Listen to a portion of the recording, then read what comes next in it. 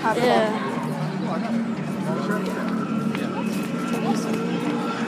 Where is John?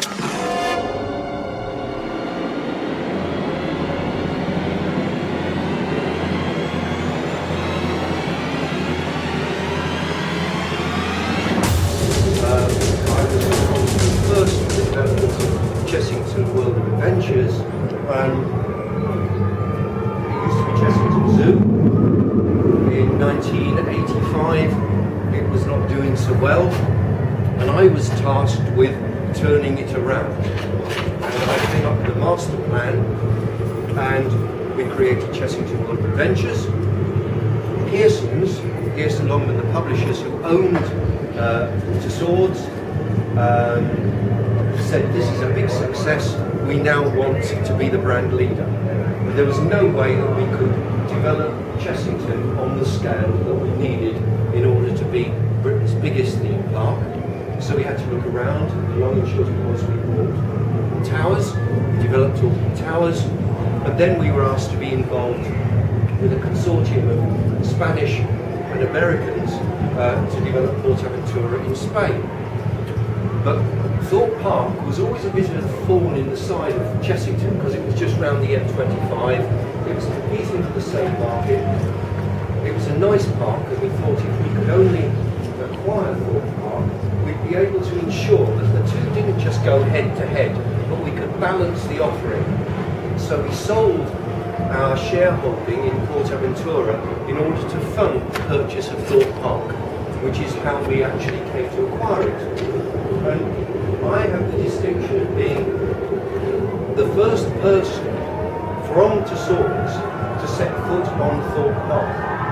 What happened was, when we thought, well, it would be rather nice to have Thorpe Park, myself and one of my fellow directors, Jill Britton, incognito, and those of you that have read my book will know this, incognito, we snuck over here on a very rainy day in anoraks and hoods so that we wouldn't be recognised, and we went around the park, and unfortunately X No Way Out was being operated by a guy called Dave McCubbin that everybody here remembers, who was a roller coaster enthusiast, and he recognised my face, and within a few minutes the word had got round on the radio that the opposition were in, and obviously on a spying mission.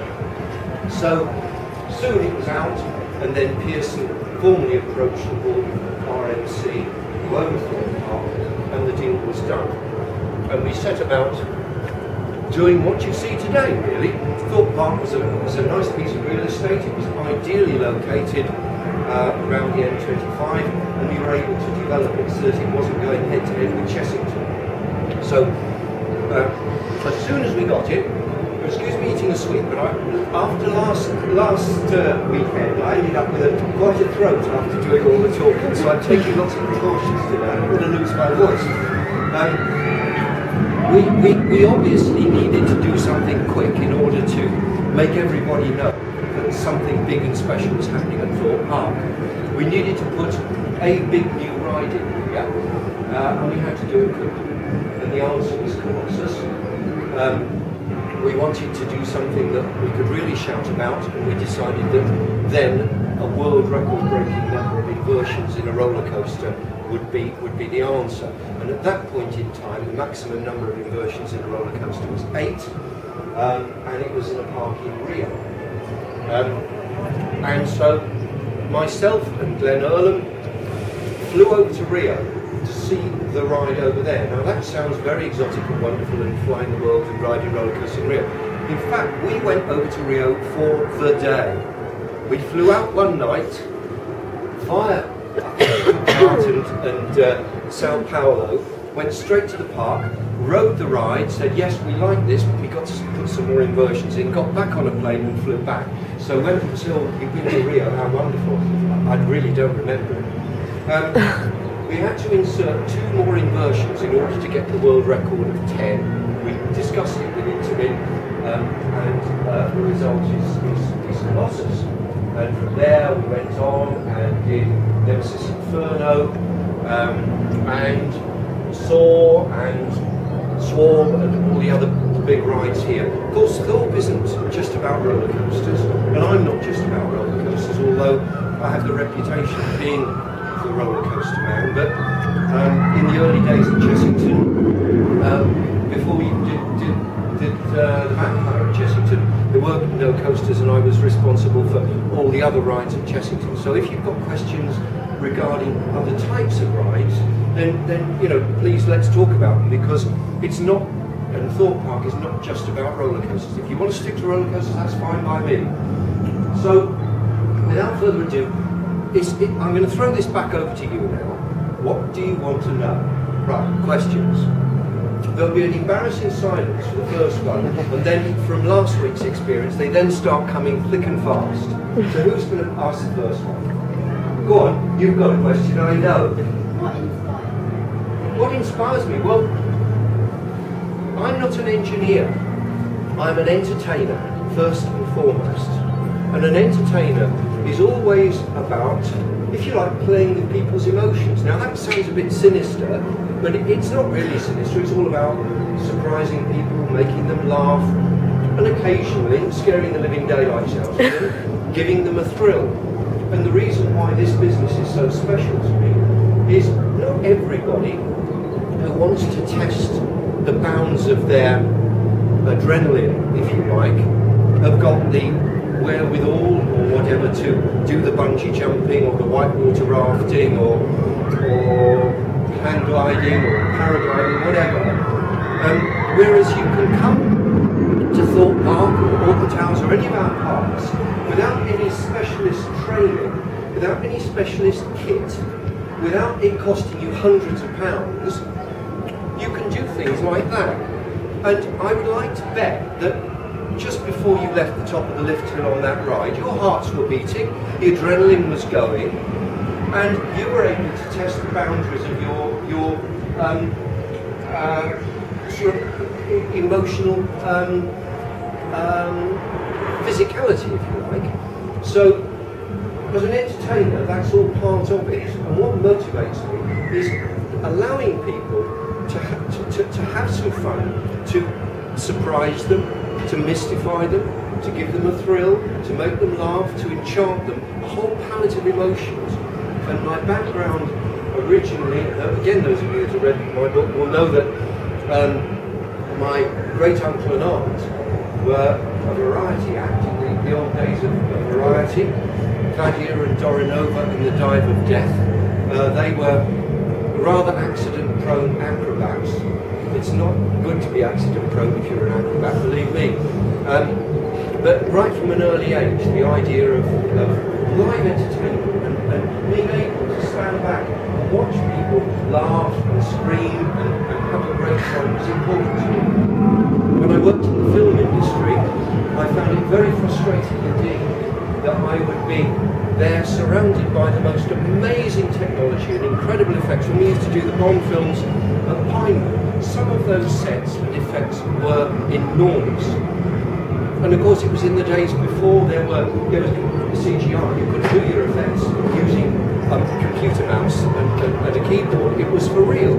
If you wanted to see something blown up, you built it and you blew it up. So we were doing some amazing effects, and whenever there were any visitors come onto a film set and saw what we were doing live, it used to blow their minds. And I thought it's such a shame that this has got to be filmed and dubbed and edited and about 6 months later projected on a flat screen. Why can't we get the audience and bring them here and let them enjoy this live? Well, that must be what Disneyland's all about. That must be what the theme park concept's all about. Now this was way back in the late 60s and early 70s, when actually very few people in Britain had ever heard of a theme park, and even less because there were package holidays over to Florida, even less had experienced a theme park. And I thought there's got to be somehow a way, when the time is right, of developing the theme park concept in Britain. And I wanted to be there on the ground floor. So Chessington Zoo was the opportunity to do it. That was the way we got it kicked off. What park here existed? It consisted of the lakes, various boat rides, a Viking village, a few other small rides, but it wasn't a theme park in the way that the theme park concept really should be, where you take people and you absorb them into a theme. And so the idea of taking everything that I was working in the film industry and bringing a live audience to it, instead of sitting you in a cinema seat, putting you on something that really moves like a roller coaster or a rapids ride or whatever, and taking you through that themed environment. That was the concept. So that is what motivated me. Does that answer your question? Good. Next question. Yes. The reason I managed so much twofold. Again, it was when I first taken. Right. I all the way back. But the thing that changed my life very, very was chasing time. And just like suspension is so good. Yes. What's your proudest moment? Well, my proudest moment in Chessington undoubtedly is the bubble rooms. Now, you probably don't remember the original bubble rooms. Who does? Right. The original bubble rooms.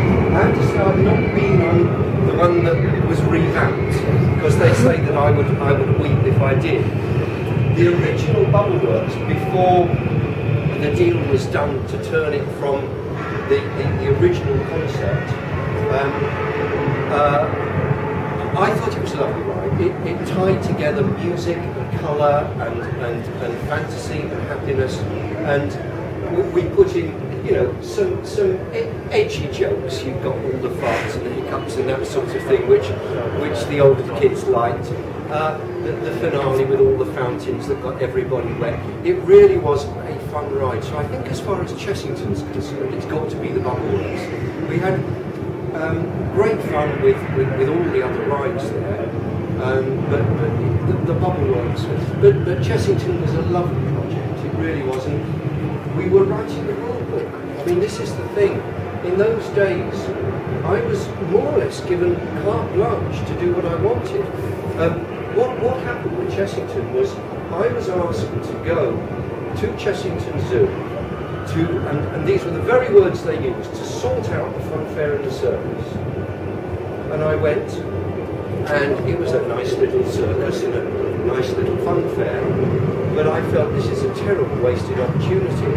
And so I wrote a nice letter to the chief executive saying, thank you very much indeed for giving me the opportunity to go to Chessington, but I don't think the answer to your problems lies in just sorting out the funfair and the circus. And I got a nice letter back saying, thank you very much, don't call us, we'll call you.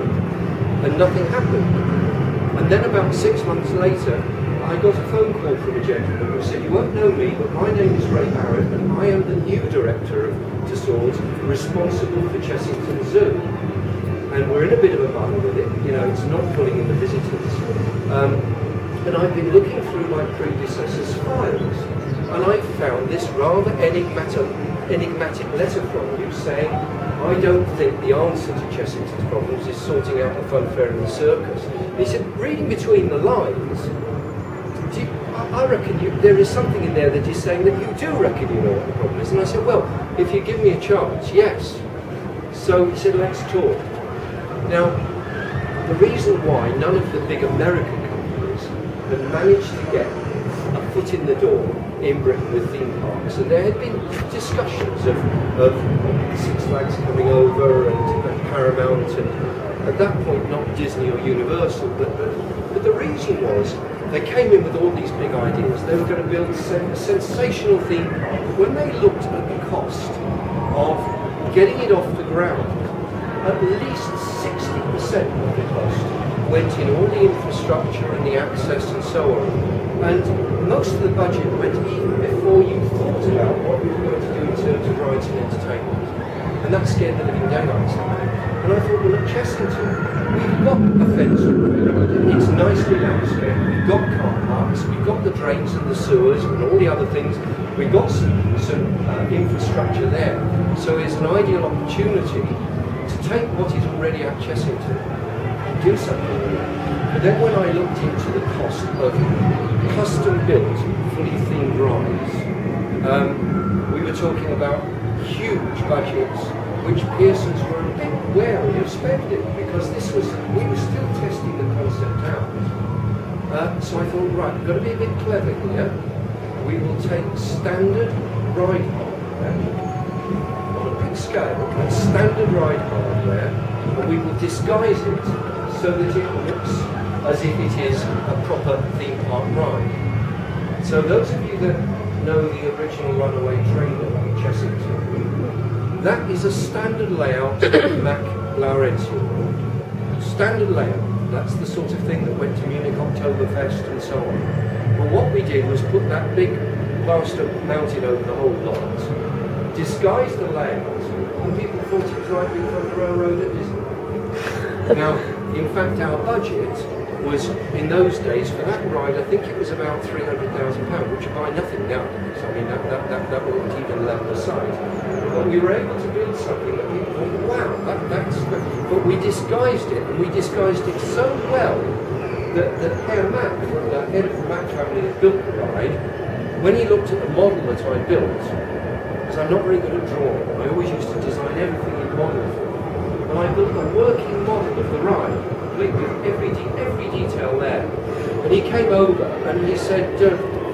Wardley, this is wrong, you're buying a standard layout ride from us. I said, Mr. Mac, this is a standard layout ride. We disguised the route of the track with the mountains so well that not even he recognised his own ride. And so the trick was taking a standard log flume, creating Dragon River, taking a standard McLaren ride, and creating what everyone thought was a runaway train. So in that early stage, we were really stretching the budgets as far as we possibly could. The only exception was, who remembers the Fifth Dimension ride? Ah, there's someone in the background. The Fifth Dimension ride was the big dark ride that is now called Tomb Blaster. Is it right? Very different ride altogether. Now, Madame Tussauds, who in those days simply owned Madame Tussauds Waxworks in London, Madame Tussauds Waxworks in Amsterdam, Warwick Castle, Chessington Zoo, Wookey Hole Caves, and maybe one or two other little attractions I can't remember. Can you think of anything else? No, that was about it. Now, the wax people were all a bit precious. They were the best in the world, there was no doubt about it, and still are the best people in the world at doing wax figures. But they didn't want anything to do with this stuff. But they did rather fancy the idea of doing a dark ride. So Madame Tussauds Studios did the original Fifth Dimension ride, which I have to say was a fabulous ride. It was very clever indeed. Nobody that rode it understood what the hell it was all about. It was quite spectacular, but people came out scratching their heads, but it was very clever. I designed the transit system with the turning vehicles, and that was a very expensive indulgence. But the board were happy to do that because I kept the studio. But they had nothing to do with anything else at all in Chessington. That was the one exception. But apart from that, we did Chessington's first phase on a shoestring budget. Then when we did the Vampire and the Bubble Works, that was when Pearson said, hey, this is making some money. We can now afford to invest serious money in rides. So the Vampire and the Bubble Works together formed probably the biggest investment that anyone had ever made in Britain in a theme park type attraction. And then the budgets went up and up and up from there.